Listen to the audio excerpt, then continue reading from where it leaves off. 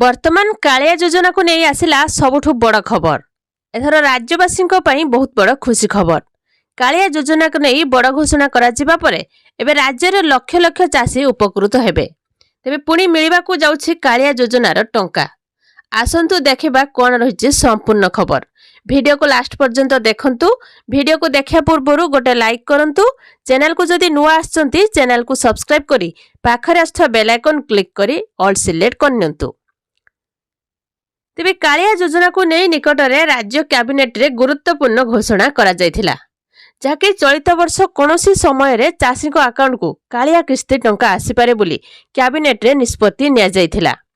ता सहित सबुठारु बड़ कथा होछि कि कालिया योजनार आहुरी 3 वर्ष बढ़िछि। एहा सहित कालिया योजनार वार्षिक 2 थर सहायता व्यतीत राज्य सरकार जेकोनोसी समय रे अतिरिक्त सहायता मध्य देई परिबे। मिलिथिबा सूचना अनुसार मार्च मास प्रथम सप्ताह ही चाषी को अकाउंट को आसी पारे कालिया टंका।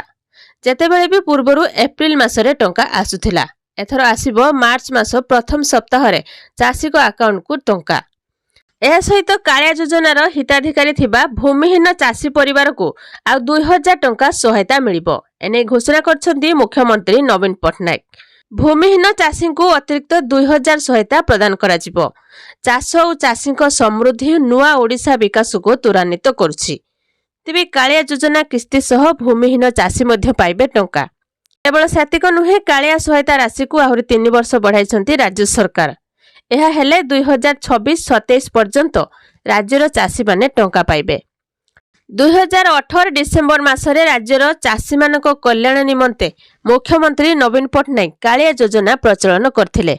एही योजना रे प्रति वर्ष हिताधिकारी को 2टी पर्याय रे 4000 टंका आर्थिक सहायता प्रदान करा जाउछि।